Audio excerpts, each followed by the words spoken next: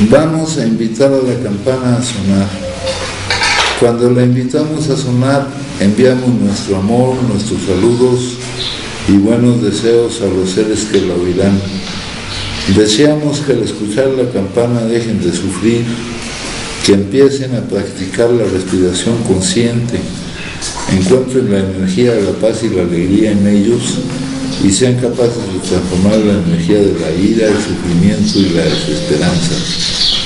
Por eso invitar la campana a sonar y enviar su sonido para que la gente de nuestro alrededor pueda oírla es una acción sumamente compasiva. No podemos hacerlo sin poner todo nuestro corazón en ello. Con el cuerpo, la palabra y la mente en perfecta unidad, envío mi corazón con el sonido de esta campana. Que todos los que lo escuchen despierten de su olvido y trasciendan el sendero de la ansiedad y el pesar. Escuchando la campana siento que las aflicciones que hay en mí empiezan a disolverse. Mi mente se serena y mi cuerpo se relaja. En mis labios nace una sonrisa. Siguiendo el sonido de la campana regreso a la isla de la plena conciencia y al jardín de mi corazón, donde las flores de la paz florecen bellamente. Bueno, en la junta anterior vieron el capítulo 4. El capítulo 4 dice: nosotros los agnósticos. Para algún antecedente de esta palabra aparece en el segundo paso. No lo encuentro, pero aquí en el segundo paso dice que el creyente afirma que Dios existe, que el ateo afirma que Dios no existe y que el agnóstico no afirma ni una cosa ni la otra. El creyente cree en Dios, el ateo no cree en Dios y el agnóstico no se inclina por ninguna, no niega ninguna de las dos posibilidades, ¿verdad? De todos modos, ya habíamos visto que el creer en Dios, el tener esa fe que nosotros ya la cambiamos por una confianza. Aquí en el segundo paso dice que la fe sin obras es letra muerta, que si no se manifiesta en tus acciones o en cómo te sientes, en la protección que sientes de Él, entonces no hay fe, ¿verdad? Si en tus obras y en cómo te sientes con respecto a la fe no se manifiesta, la fe tiene un efecto sobre ti. Esa es la fe porque dice la fe, también dice en el segundo paso, la fe es confianza, no desafío. La fe no es retar a Dios a que haga lo que yo quiero, sino la fe es confiar en que aunque yo no entienda lo que está haciendo, aunque mi mente no lo entienda, yo tengo la confianza de que Él está actuando a nuestro favor, no a mi favor, porque ya dejamos de sentirnos separados del resto de las cosas, nos estamos integrando a la totalidad. Y aquí donde dicen nosotros los agnósticos, acá dice si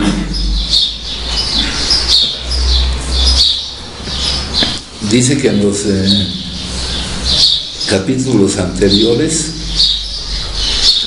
lo que querían era establecer la diferencia entre el adicto y el que no lo es, la diferencia entre el adicto y el que no lo es.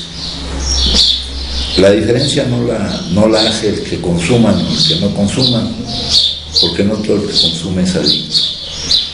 El que puede consumir o no consumir no es adicto. Adicto es el que no puede no consumir.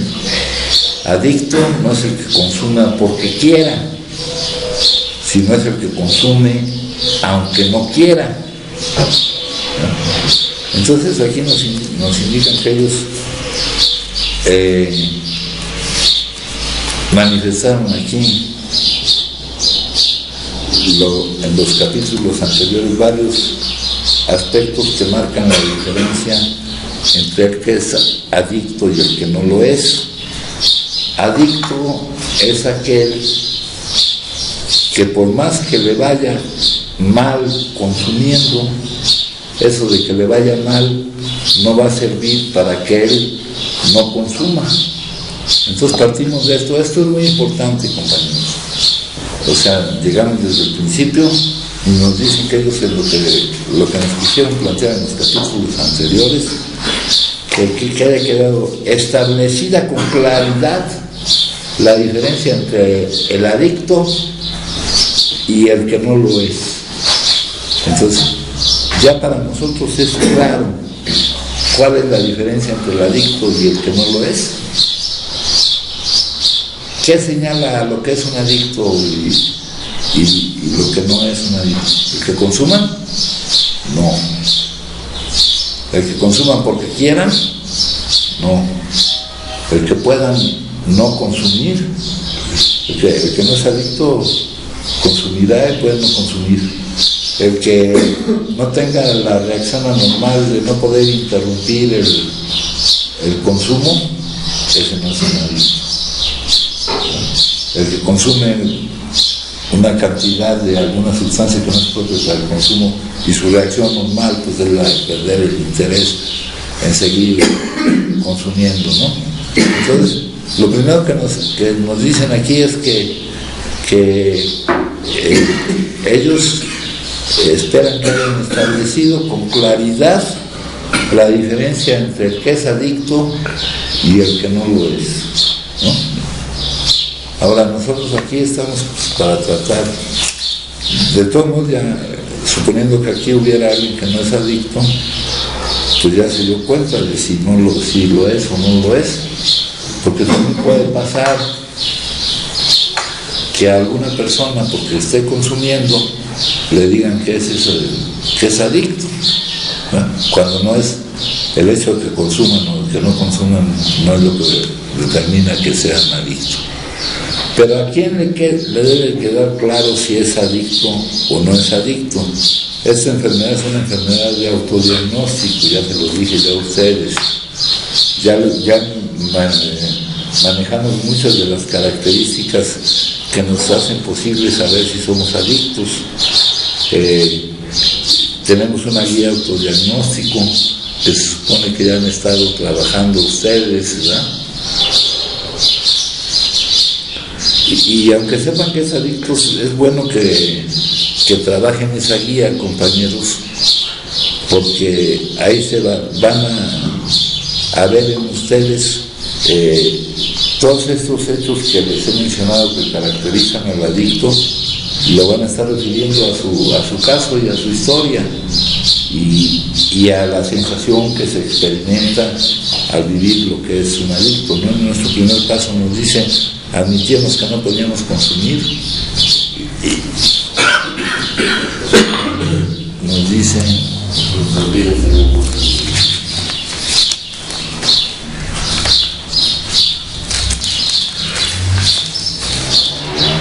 admitimos que éramos impotentes.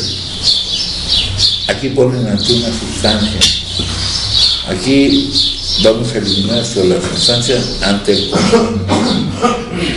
coma, que nuestras vidas se habían vuelto, aquí por favor desechen el término ese de ingobernable, porque les puede a ustedes causar confusión, ¿no? Ingobernable, alguien que no hace caso, que no admite gobierno, etc. No es eso. En inglés está escrito inmanejable, pero para que no se hagan bolas, vamos a tomar el significado que viene expresado en nuestra guía.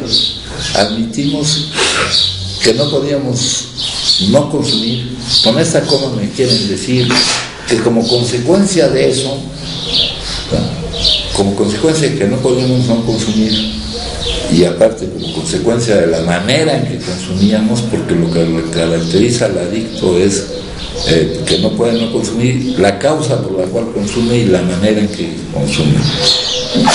Con esta coma nos están diciendo que por esa causa no nos podemos hacer responsables de las distintas áreas de nuestra vida.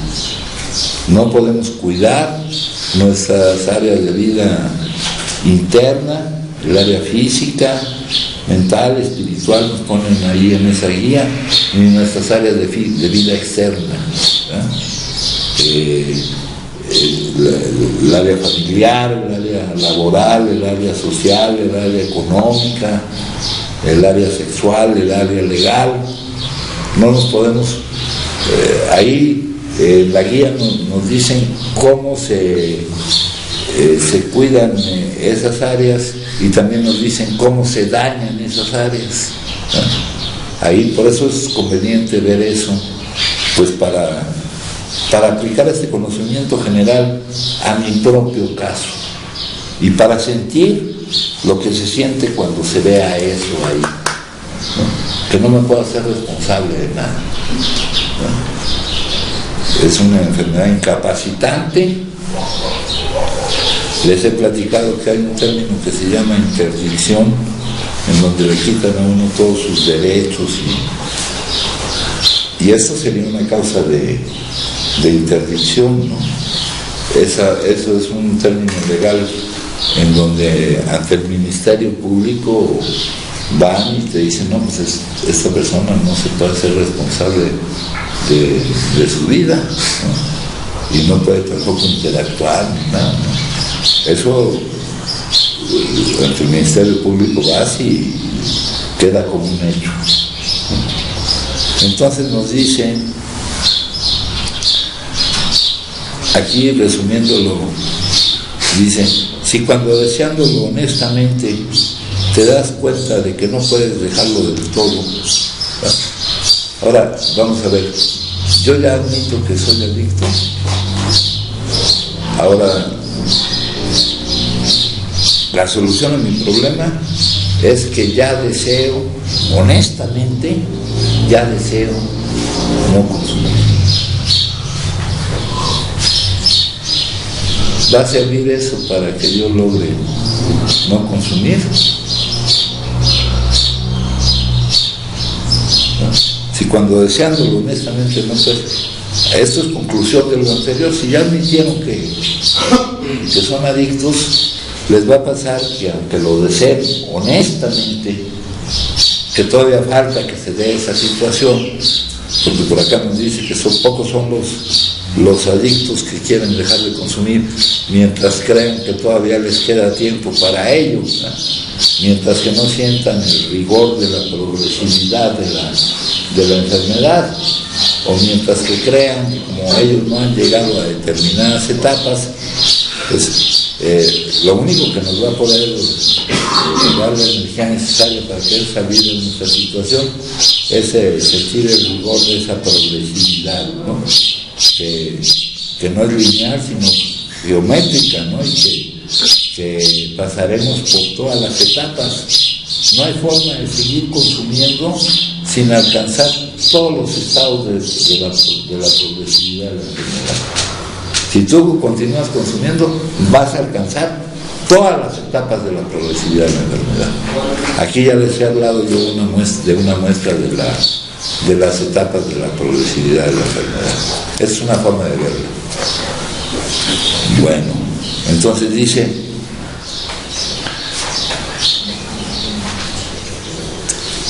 o si cuando, yo pondría, y si cuando no tienes control de la cantidad que consumes. Aquí todavía te lo atenúan un poco. Tienes poco control de la cantidad que consumes. De plano, no tienes control de la cantidad que consumes. Porque ya definimos la dependencia física como la pérdida del control de la cantidad que consumes. En tu guía te explican, consumes por más tiempo que planeabas consumir, dejas de atender otros asuntos porque no puede dejar de consumir. Aquí ya les he platicado que cuando va uno atravesando ciertas etapas al principio, se preocupa uno por cómo tu consumo está evitando que atiendas otras áreas de tu vida. Admites que algo está mal en ti, no sabes lo que es, todavía no sabes ni qué es una enfermedad, ni nada. Algunos pueden llegar a creer que es algún problema de culpabilidad o de comportamiento. Aquí ya se los aclaramos. Algo está pasando en ti, pero también sientes que no puedes hacer nada al respecto. Y luego la preocupación ya no viene porque no puedas atender lo demás de tu vida por la forma en que consumes, sino tu preocupación viene porque tengas que experimentar la presión de interrumpir tu consumo para atender otras cosas, lo cual no vas a poder hacer. Entonces te dice que si ese es el caso, entonces tú estás viviendo un problema de salud, una enfermedad que solo puede ser vencida, dice aquí. Y como ya hablamos de que la enfermedad es incurable, esta vencida no quiere decir curable, no quiere decir curada, sino quiere decir controlada o arrestada, como decía el padrino Charlie. La enfermedad puede ser arrestada o controlada, es una enfermedad controlable, ¿no? Pero curable. Padrino, ¿qué pasó? una pregunta. Ahorita que estabas diciendo, ya nos han mencionado del doctor Yanilei, que no hay manera de seguir consumiendo sin que se alcancen esas etapas, las de la tabla, pero sabiendo que me está hablando de las etapas del síntoma, ¿no? Me está hablando de las etapas del síntoma, porque en realidad la enfermedad no es el consumo, no, la enfermedad viene atrás. Aquí viene el daño que te ocasiona la progresividad de la enfermedad. Fíjate, imagínate qué etapas viene aquí. Dice, este es un estudio estadístico, ya les he dicho. Lo hizo un doctor que estudió muchos casos de adictos a una sustancia en particular. Pero esto puede ser fácilmente hecha una analogía con respecto al consumo de otras sustancias, ¿no? Aquí, por ejemplo, nos habla de los palimpsestos alcohólicos, de las lagunas mentales, ¿no? O sea, esto no se refiere al síntoma, se refiere al daño que le estás ocasionando. Estos son fenómenos eléctricos en el cerebro, y cada fenómeno eléctrico en el cerebro va siendo cada vez más grave, ¿verdad? Y aparte esto se produce daños irreversibles, ¿no? Aparte de lo que significa no saber lo que hiciste, ¿no? Eso ya lo vives tú y al principio preguntas y luego mejor ya ni preguntas, ¿no? Ya nomás te basta con ver la cara de los demás para ver que al principio todavía dices, ¿qué pasó? O cuando te dicen te sorprendes, ¿no? Te sorprendes, pero ya después sabes y mejor ni preguntas, no te metes en esto. Y ahí está una situación bien difícil de aceptar, compañeros. O sea que el daño es por muchas partes. El daño acá adentro, el daño que eso implica para tu convivencia, para cómo te comportas con los demás, ¿no? Al día siguiente, ¿por qué me quieren madrear? O sea, es algo que daña toda tu vida, amigo. Físicamente, tu forma de relacionarte con los demás, tu forma de cumplir tus compromisos, todo lo daña, ¿no? Acá, las lagunas mentales, aquí están puestas, los palimpsestos, están puestos en el número 1, el orden puede ir variando, creo que eso nos lo dicen por ahí. Pero hay muchos que tardan en experimentar las lagunas mentales. Hay otros que desde las primeras ingestas experimentan las lagunas mentales, desde las primeras ingestas, ¿no?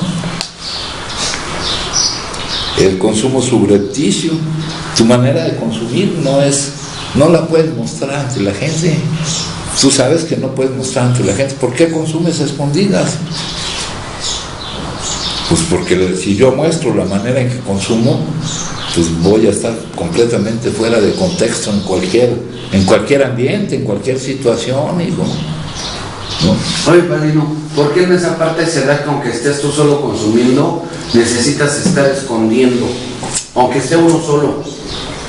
No sé si a alguien le llegó a suceder aquí de mis hermanos, pero a mí, y no, como es respecto, no nada más al alcohol, sino otras sustancias, a mí me daba por esconder las piedras en lugares que decía yo que eran específicos, aunque tuviera yo ahí material, quién sabe por qué me daba por esconderlas en las patas de las camas, dentro de las plantillas de los tenis. Sí, por acá viene proteger tu consumo.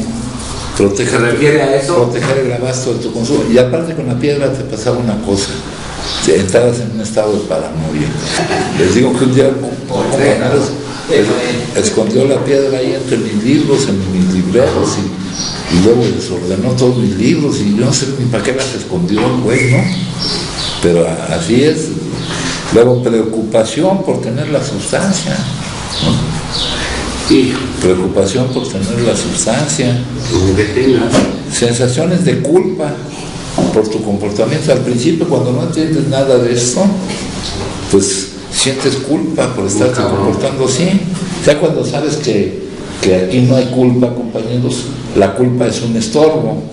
La culpa es un estorbo, ¿no? Luego dice, evitar. Cuando alguien te menciona o te habla del consumo o te habla de que, porque ya está notando algo en ti, pues tú ya te sientes como atacado y te pones como a la defensiva, ¿no? Pues dices, pues si es mi dinero, o es mi vida, o déjenme hacer con mi vida lo que yo quiera, y la gente que tiene una relación de compromiso contigo, pues empieza a ver que ahí está pasando algo que no es normal. Claro. Porque no vamos a compararnos nunca para nada con nuestro consumo con el consumo de los que no son adictos. Ellos por consumir pues, no les pasa gran cosa. Luego dice, aumenta la frecuencia de las lagunas mentales, la pérdida del control de la cantidad. Racionalizar tu manera de consumir, ¿no? Pretender que hay motivos para consumir, ¿no? Eso lo trata en nuestro capítulo 3, cuando nos habla del consumo, el consumo premeditado y el consumo casual, ¿no? Y aquí te ponen razones por las cuales sí sería razonable levantarse la mano, mijo. Sí. Buenas tardes, compañeros. Soy Sergio, soy un adicto más. Adelante, Sergio. Me quedó una duda, padrino, a lo que comentaba el compañero, que pues realmente me llegó a pasar con la marihuana, ¿no? Que la llegaba a esconder abajo del ropero, en los tenis, abajo del colchón. Y cada que alguien me decía, pues saca, yo lo que hacía era, pues hacer mis cantidades, ¿no? Ahorita saco para compartir acá con la banda, y guardo mi cantidad para el rato, y de ahí saco otra cantidad para la noche y la madrugada, y así me he ido. Sí, es estar preocupado por tener siempre tu consumo, ¿no? Sí, llegan a cosas. Yo, por ejemplo, cuando mis hijos me pedían algo, un refresco, algo, si traía yo dinero, pues le daba todo, pero nunca me quedaba sin tener para comprar para un alcohol, para un toque o una piedra, ¿no? Y cuando le consumo, pues lo mismo, ¿no? Lo mismo, ¿no? Compartes, pero... Y cuando no tienes recursos, pues tienes que... Les digo que yo era muy valiente, yo era de los que iba yo al punto, ¿no? Pasaba por donde estaba la Virgencita. Y cuando yo tenía pues, lo mío, pues no había tanto problema, pero por ejemplo con la piedra, pues no hay cantidad que alcance, ¿no? Y entonces pues, yo tenía que quitarles algo, aunque me tuviera que agarrar a golpes con ellos, ¿no? O sea, proteges tu consumo a toda costa, ¿no? Porque eso es lo más importante, es una necesidad indispensable para el adicto el consumo.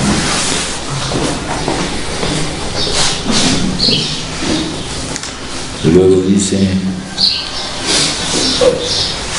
neutraliza las presiones sociales, es evidente que su conducta ya es objeto de recriminaciones, recomendaciones y advertencias, ¿no? De parte del hogar, de los amigos, de los jefes, ¿no? Actitud grandiosa y fanfarrona, se da cuenta de que ya es menos apreciado, su familia cuando él dice algo ya no le creen o ponen en tela de duda lo que dicen, sus jefes no lo ascienden de categorías y algunos hasta consideran que un favor le hacen con no despedirlo.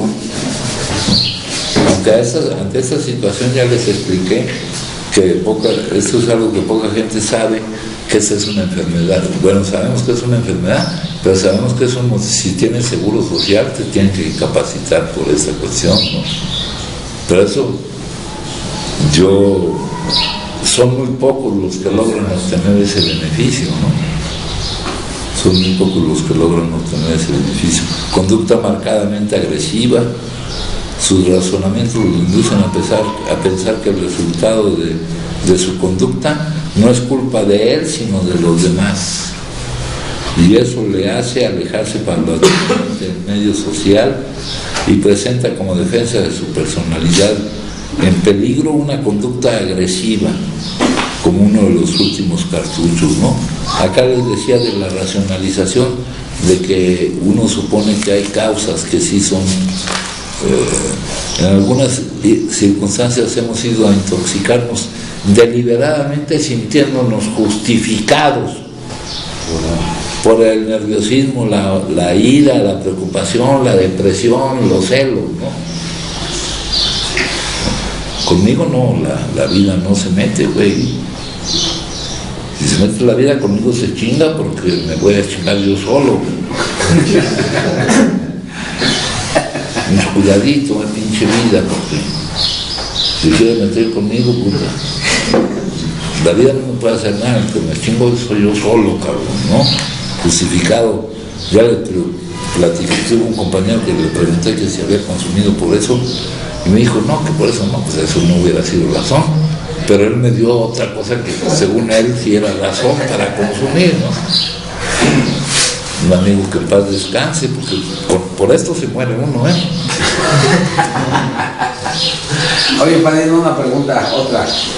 Fíjate que ahora que hemos estado viendo el cine debate, hay una parte donde Bill está bien desesperado porque no encuentra o no recuerda dónde dejó la botella. Sí. En el de Día Sin Huella, también el chavo ese que la pone arriba de la lámpara, el señor es Don, ¿se llama? ¿Sí, Don? Sí.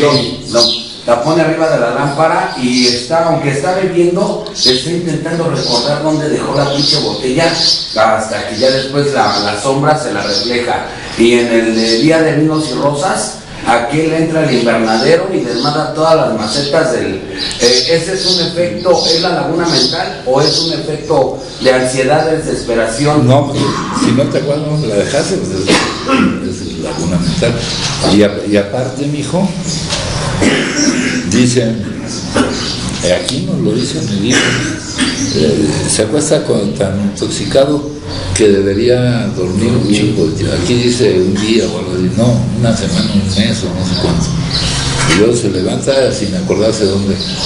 Si tiene los suficientes recursos, tiene sustancia por todos lados para evitar que alguien se la tire por el fregadero o se deshaga de ella, ¿no? Tienes que tener en todos lados, ¿por qué no pones aquí lo que vas a consumir? Pues porque eso no me va a alcanzar para mi madre. Yo tengo que tener debajo de mi cama, en mis libreros, en mi baño, en la cocina. No, me da penita ante la sociedad, ¿no? Da así como que penita ante la sociedad. No, pues te das cuenta que es un absurdo lo que te está pasando, mijo. No puedes mostrar ese tipo de conducta. Yo podía estar sentado. Y pretendes ocultarlo, y tampoco puedes ocultarlo. Tampoco puedes ocultarlo, ¿no? Tienes que estar saliendo. Entonces dice, en algunas cosas hemos ido a intoxicarnos deliberadamente sintiéndonos justificados. Ahora sí hay razón para que yo me ponga hasta la madre. Pero aún tratándose de esta forma de pensar, estamos obligados a admitir que nuestra justificación fue insanamente insuficiente, tomando en cuenta lo que nos había pasado. ¿Qué nos había pasado? Que nos dañamos nosotros mismos. A la otra persona, a la que te está causando con su actitud o con algo, una molestia, tú no le estás haciendo nada, tú se lo estás haciendo tú solo, ¿no? O sea, la justificación, ¿por qué empezó mi drogadicción? ¿No? ¿Cómo querían que no? Y no es eso, no es eso, no es eso. No es eso lo que hizo que te volvieras adicto. Es la negación inconsciente a vivir esa emoción, no la actitud del otro. No esa actitud, hubiera podido ser cualquier otra cosa, no esa en específico. No podemos culpar a nadie. ¿Quién levantó la mano ahorita? Luis Carlos. Sí, de lo que ahorita decía, padrino, que por ejemplo, pues había veces en las que mi escape era el consumo, pero yo antes de... No había veces, mijo. Bueno, ajá. Antes de yo consumir, de probar esa primera dosis y todo eso, había veces en las que me sentía mal y lo que hacía era agarrar a golpes a la pared, al ropero. Es parte de la misma enfermedad. Es tu enfermedad, tu problema para vivir las emociones, mijo. ¿Por qué? Imagínense cómo estábamos mal con la vida, con todo, si lo que nos hacía sentir era mejor, era estar peor todavía de lo que ya estábamos. Nuestra situación es nuestro malestar. Nuestro malestar no venía de las circunstancias, venía de dentro, de un problema estructural de todo nuestro ser.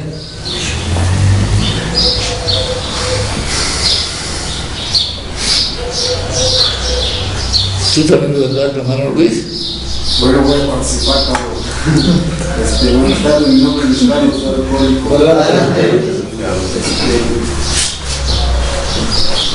Pues sí, esa parte de donde mencionas que no hay una base estructural dentro de mi ser, es porque estoy fuera de los principios. No. ¿De cuáles principios, mijo? Emocionalmente no puedes vivir las emociones, mijo. No puedes vivir lo que estás esperando a que la vida se adapte a ti. No soportas que tú seas el que se tenga que adaptar a la vida. La realidad, lo cual se vive, no la soportas. Crees que la vida es algo que hay que soportarla. Así es la visión que tienes tú de lo que es la vida, porque no está hecha a tu gusto. Dice, no nos convencía la explicación de que no podíamos controlar nuestra manera de consumir porque estábamos desadaptados de la vida, porque estábamos en plena fuga de la realidad, porque teníamos una franca deficiencia mental y porque nuestros organismos también estaban enfermos. ¿Cuál es la prevención? Alguna vez fui al Tecnológico Monterrey aquí de Pachuca y eran unas pláticas, por un lado unas pláticas para los padres y otras pláticas para los alumnos de ahí. Y nos preguntan, ¿cuál es la forma de prevenir? ¿Qué se tienen los padres? Yo creo que los padres son los que preguntan. ¿En qué se tienen que fijar? ¿En que lleguen a sus horas? ¿En que no se junten con... No, en el desarrollo de su personalidad. En eso se tienen que fijar. Que tengan resiliencia, por ejemplo, ¿no? ¿Que tengan qué? Resiliencia, hijo. Que cómo reaccionas ante las circunstancias difíciles, hijo.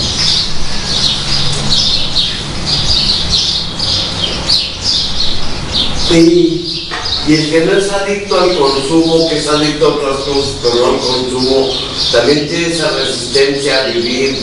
Es exactamente lo mismo. Lo mismo. Lo mismo. Lo mismo. Entonces, no se puede decir que el adicto nace siendo adicto. Nace siendo adicto. ¿Sí? Sí. Sí, ¿verdad? Sí. Y el 99.9999 de la humanidad nacemos con una descomposición, padrino. Sí. Y a nosotros se nos manifiesta. La humanidad, el estado de la humanidad es un estado de enfermedad mental. Hay unos que manifestarán, pretenderán que pueden escapar de la realidad o que pueden no vivir esa emoción comiendo, por ejemplo. Tenemos los comedores compulsivos, tenemos las conductas más raras. Hay adicciones de proceso y de consumo, ¿no? Eso lo vieron ahora que fueron allá, ¿no? Tenemos los que apuestan, ¿no? Los que apuestan su coche. ¿Quién aquí ha perdido su coche? No tenemos coche, ¿verdad? Oye, padrino, y cuando se cruza, es una enfermedad cruzada. Mira, ahorita que estás mencionando eso, yo en una ocasión, yo había comprado un bochito hace muchos años y a través de estar bebiendo y estar jugando póker, lo aposté porque era una inconformidad contra los dos que estaba jugando, de que ya me habían bajado toda mi lana de lo que me había ganado en el bar donde yo trabajaba, y yo aposté y me decía, no güey, ya perdiste, ya, no, te lo juego. Y una inconformidad fuerte, y órale, ya está la factura y aferrado, pero fue cruzado con el alcohol y porque no había sustancia, no había. No, pues si nuestra adicción no es única, ¿no? Ya no hay alcohólicos puros aquí, ¿no? No acepta eso. Fíjate, padre, que ahorita con. Ay, caramba, ya se me olvidó Sergio, pero con lo que preguntaba Sergio y todo esto, y Luis, por ejemplo, empiezo a darme cuenta, a verificar en mí. Hace rato lo veía, que toda adicción empieza con dolor y termina con dolor. Y es ese desacuerdo, ¿no? Sí. En que no me puedo adaptar a la vida. Entonces. Y es o sea, las emociones se viven. La gente que no tiene este problema, que a veces muy pocas, las emociones se viven y no pasa nada, amigo. Las emociones son dones de la vida. Y hay todo tipo de emociones. La vida tiene pena, tiene alegría, tiene dolor, tiene tristeza. Todo eso son los matices, son lo que enriquece la vida. Sí. Y ahorita lo veíamos en la junta de hace rato, ¿no? Yo les compartía esta parte de que, por ejemplo, está la vida, ¿no? Pero no me gusta la vida. O sea, quiero que se acomode como según mis pensamientos, como según yo quisiera que fuera. Y ahí, como decían ahorita, de ese donde nunca se le ocurrió pensar a él que tenía que adaptarse a la vida. Y lo veíamos hace rato, ¿no? ¿Para qué me va a servir todo eso? Para poderme adaptar a la vida. Veíamos en la parte de lo... Y para darte cuenta de lo que es la vida. Y veíamos esas tres partes, ¿no? Sinceridad, ¿verdad? Buena voluntad. Yo acepto la vida, venga vestida, como venga vestida. Mi disposición ahí va a estar todo el tiempo. Entonces, cuando empiezo a empezar a arriesgarme a esto, la vida se hace más fácil. Sí. Cuando me empiezo a arriesgar a todo esto, ¿no? Ya viviéndolo en mi persona. Porque hace rato veíamos y que van a seguir pasando cosas, lo que decías ahorita, la vida es así, ¿no? Lo que trae y se terminan cosas y todo esto, pero saber que puedo estar en paz, porque yo no puedo cambiar ni modificar nada, ¿no? Ya está. Entonces, esa parte con lo que vengo a darme cuenta, ¿no? Cuando me decías que toda adicción empieza con dolor y termina con dolor, es que he estado sufriendo y así puedo seguir hasta no sé dónde, ¿no? Entonces es darme cuenta y empezar a arriesgarme, ¿no? Porque las emociones ahí van a estar, ¿no? Dones de la vida, de lo que trae la vida y todo eso, pero saber que es así, no como yo quiero que sea, sino como Él ya la está presentando, ¿no? No, y por ver así la vida no la vemos como es. La vida es maravillosa, compañeros, como sea, pero nosotros sentimos que es algo que hay que soportar.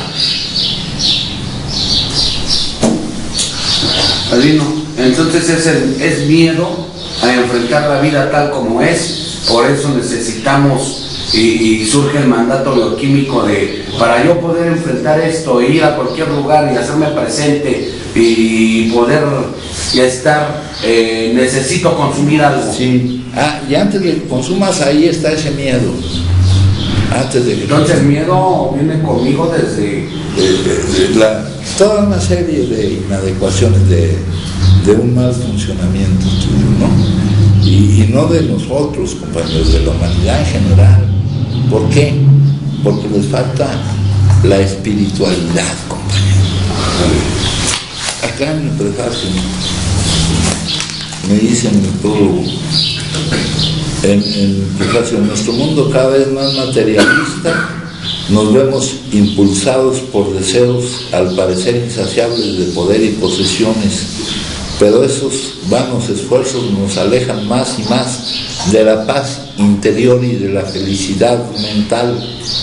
Aunque los ambientes materiales que nos rodean sean placenteros, hoy en día mucha gente experimenta insatisfacción, miedo, ansiedad e inseguridad.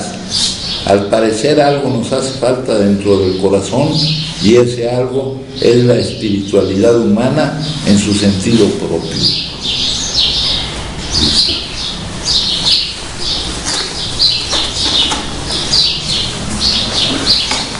O sea, ¿cuál es el problema de la humanidad? Pues que no tienen acceso a eso que de lo cual participamos, mijo, ¿no? Sin espiritualidad la gente va a estar enferma. Sí. Sí, estamos, ya me presenté, compañeros. Adelante.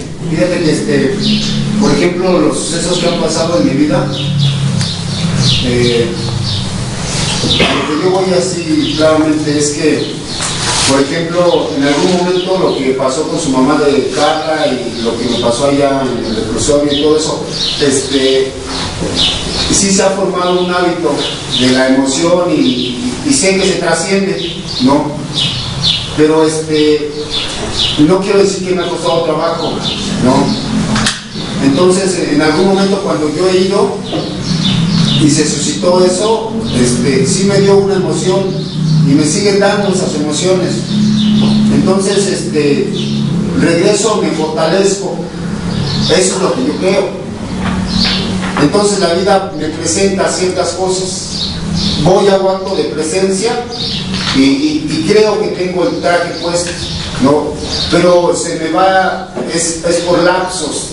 O sea, se me va por lapsos, lo traigo por lapsos tiempos. Entonces vivo la emoción, se trasciende y sé que no pasa nada, ¿no? Pero en ese ínter, pues hay dolor, hay angustia, hay zozobra. ¿Eso es normal? ¿O algún día lo lograré decir, sí lo voy a lograr y que no me afecte totalmente, o como ser humano me va a afectar? No, cuando uno acepta la vida como es, la vida responde amistosamente. Me hablas tú del reclusorio, ¿no? Pero, ¿y tú qué parte tienes ahí, mijo? ¿Cómo que parte tengo? ¿Por qué tuviste en el reclusorio? Robar. Pues entonces, eres como el descerrajador de cajas fuertes.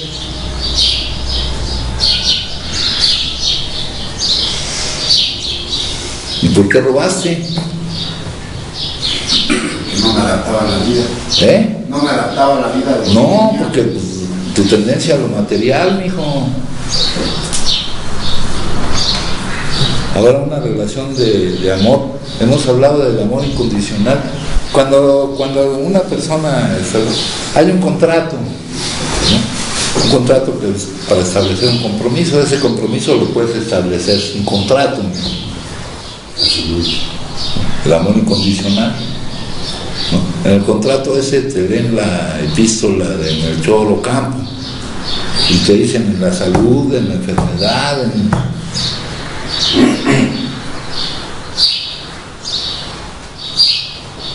¿quién es el que está mostrando debilidad ahí?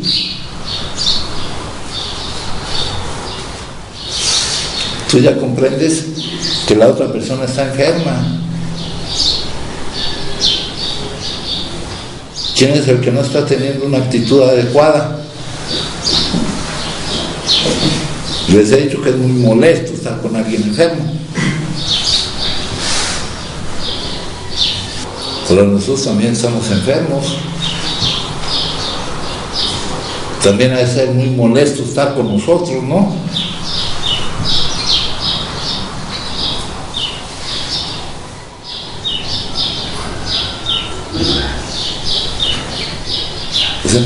Tú estás cayendo en esto, mijo, en lo que acabo de leer, en que hay razones, ya no para intoxicarte ni nada, sino para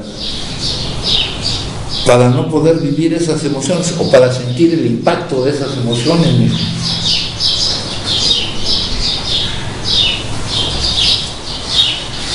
Pero estamos viendo la parte, no vemos lo nuestro.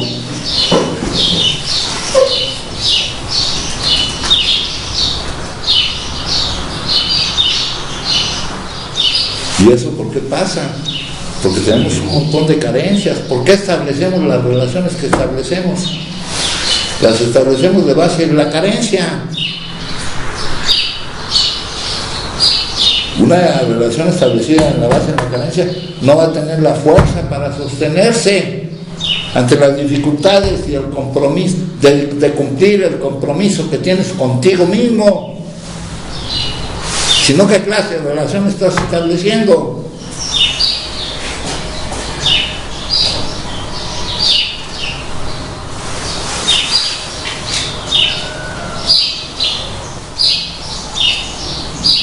Si tú tienes una relación de compromiso con alguna persona, buscarás su bienestar y estarás ahí. No te hará huir el hecho de que esté enfermo.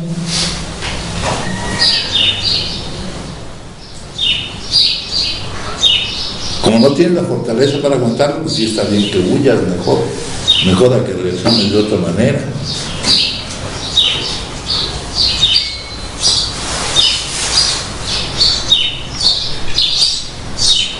Oye, padrino, y entonces esa parte ahorita de lo que estás hablando, solamente una manera de poder tener una base sólida para poder llevar una relación interpersonal con algo, con alguien, y no solamente quiero poner el nombre de una pareja, sino una relación interpersonal con quien sea. La base tiene que ser sólida y tiene que estar basada en los principios espirituales. Y basada en ti, no en lo de fuera. La responsabilidad está en nosotros, no afuera de nosotros.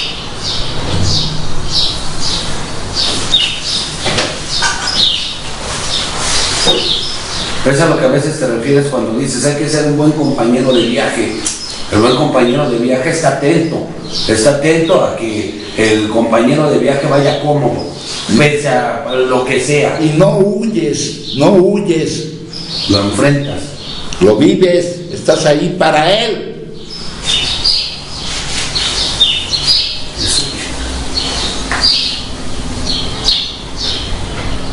Lo bueno es que nos faltan un chingo de juntas, hijo.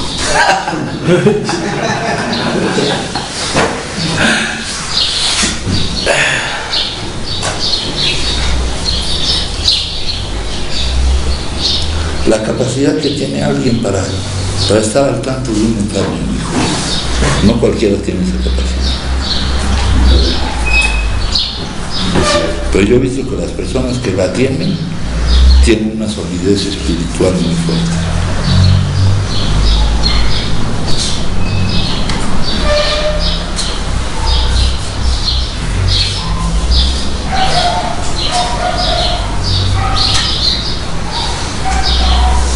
Si partimos de lo que no es, no vamos a llegar el camino no va a ser lógico, no va a llegar lo que no es la carencia, lo que es la abundancia que tenemos. ¿Cómo vemos la vida? ¿Cuáles son los parámetros para juzgarla? ¿Los parámetros materiales? No, ahora los parámetros son los parámetros espirituales, los que te capacitan para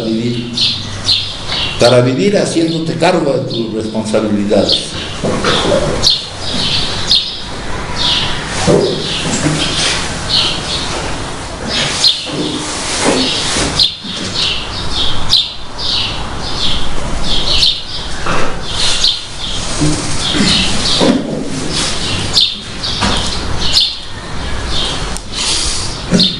En este tiempo de desarrollo que hacia la espiritualidad, a veces es necesario pasar esto, ¿no, Pablo? ¿Pasar qué, hijo? Pues lo que se tiene que vivir para poder ir despertando, yo lo digo. Para llegar al camino y a la necesidad de despertar, es la puerta de entrada. Ahora, nosotros tenemos que darle valor a lo que hemos vivido. ¿Qué hemos vivido? Molestia, inconformidad, dale valor a eso, que sirva para algo. Y el encargado de que sirva, ¿quién es?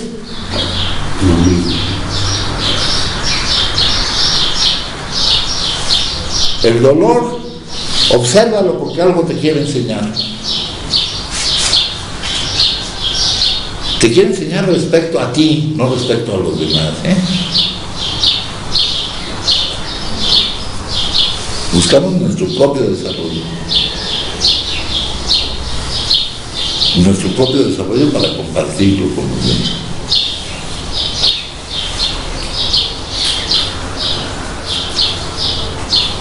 Oye, Padre, cuando te refieres a que lo observes, es no traerlo ahí, ¿no? Sino observarlo. No, darte cuenta de que algo te quiere enseñar.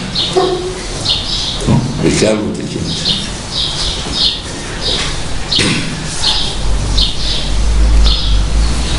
Decía más o menos una misma frase, decía Marie Curie: nada es para temerse, si acaso para entenderse.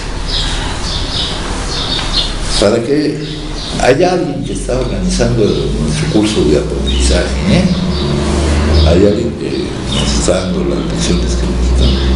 Les he dicho que inevitablemente somos llevados a un camino que nos permita crecer.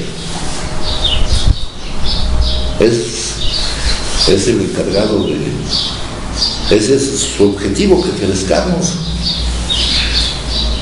Él quiere lo mejor para nosotros, quiere nuestro crecimiento.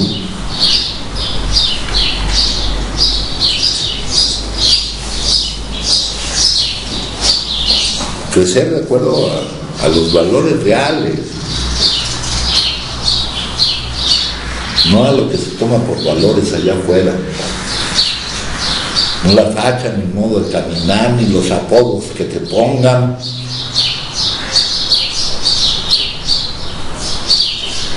No amedrentar para afuera porque estás amedrentado por dentro.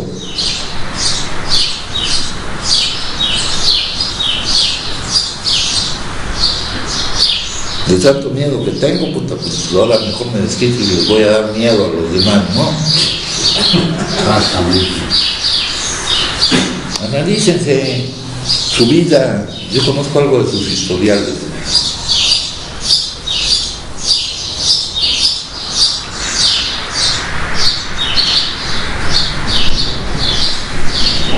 Que era bueno que me temieran. Éramos temerarios, ¿verdad? Temerarios, nos valía mal, nos aventábamos a cualquier cosa. Pues eso fue para que nos diéramos cuenta de que no es cualquier cosa. Llega un momento en que vas a dejar de darle topes a la pared, hijo. Ya cuando estés abollado. Yo también agarraba la pared a topes,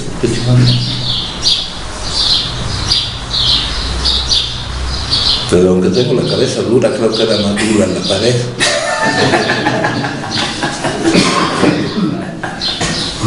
Oye, padre, fíjate, ahorita que estás otra vez comentando lo mismo, yo sé que referente a todo el tema, va hilando, pero siempre ha estado presente el miedo, ¿verdad?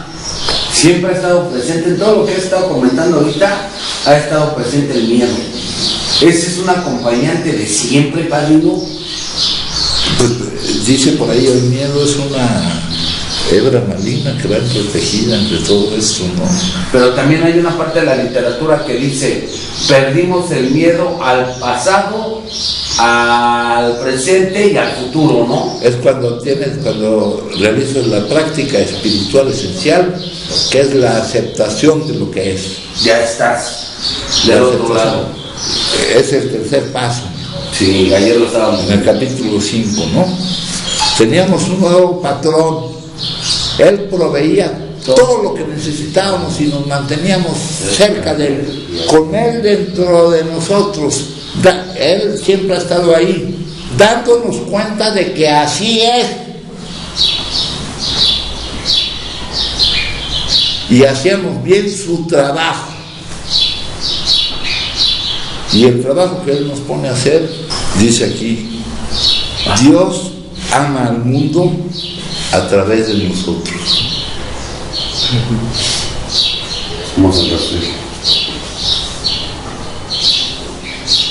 Vamos a los mandamientos. Amarás a Dios sobre todas las cosas. ¿Y qué es Dios? Lo que es, el todo.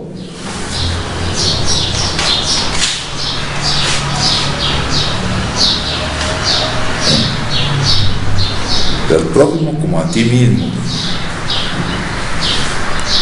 Pues si no aprendemos a amarnos a nosotros, ¿no?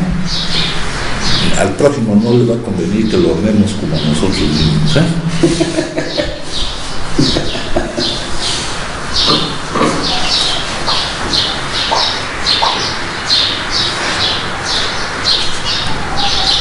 Entonces es un compromiso, vencerse a uno mismo, cabrón. Hay que poner más letreros de los que pusimos, hijo. Ese letrero lo trajiste tú, Luis. Todavía lo traigo dentro de mí, Tavo. Todavía lo traigo dentro de mí.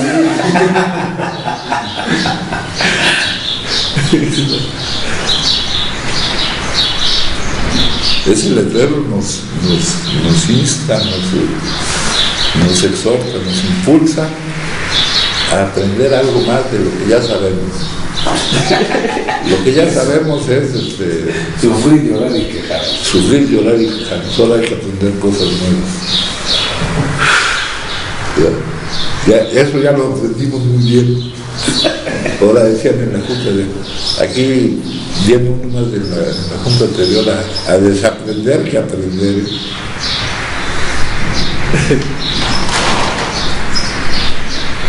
Y es un proceso, pues, sí lleva su tiempo.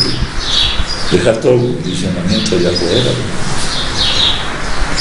Estar buscando. Fíjense la definición de dolor, de dónde salió. La definición de adicción, perdón, salió de un apartado de un libro que se llama De las relaciones adictivas a las relaciones iluminadas. Si tú tratas de tapar tu dolor, ahí te dice, por medio de una relación, hijo. Es una relación adictiva. Fíjense el 12º paso. Dice, y podemos tener una nueva finalidad y devoción dentro de nuestra, ponen aquí religión, dentro de nuestra relación con Dios, con el nuevo patrón, podemos encontrar una nueva alegría de vivir al tratar de hacer todo esto una realidad. Más aún, ¿cómo llegaremos a sentirnos cuando se trate de un aparente fracaso o éxito? Podemos ya aceptarlos o amoldarnos a ellos sin sentir desesperación ni orgullo. Podemos aceptar la pobreza, las enfermedades, la soledad y las penas con valor y serenidad. Podemos ser perseverantes en conformarnos con las satisfacciones más humildes pero duraderas cuando nos están vedadas otras que relumbran. La respuesta a estas preguntas acerca de cómo vivir es sí, todo eso es posible. Lo sabemos porque vemos cómo los sufrimientos, la monotonía y hasta las calamidades les han sido útiles a los que perseveran. Y si estos son hechos de las vidas de muchos que han encontrado la salida, también podrán serlo de los muchos de nosotros. Acá dice: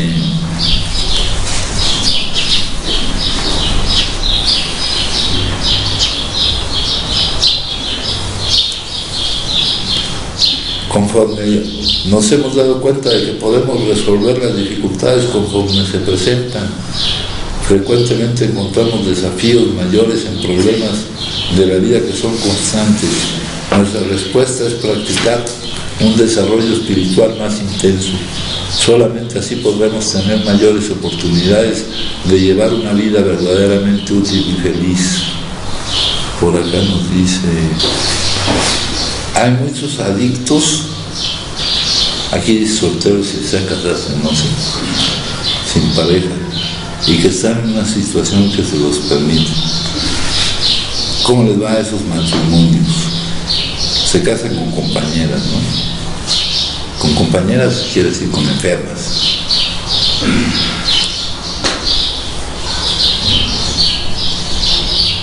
Los que comparten su interés en asuntos espirituales tienden a superarse. Solamente en casos de amor a primera vista y en los que hay ligereza es cuando hay dificultades. Dice: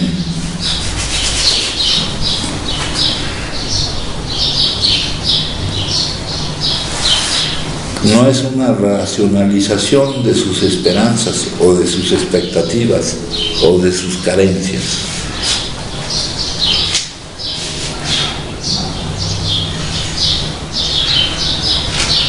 Es una relación de compromiso y no una relación de lo que acabas de mencionar. Sí, estás racionalizando justificando, buscando cómo acomodar algo que no es, ¿no? Sí.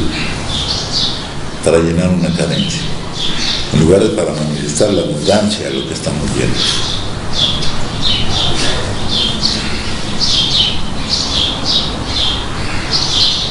Bueno, entonces lo bueno es que faltan muchas cosas. Bueno, pues les agradezco mucho, compañeros. Gracias,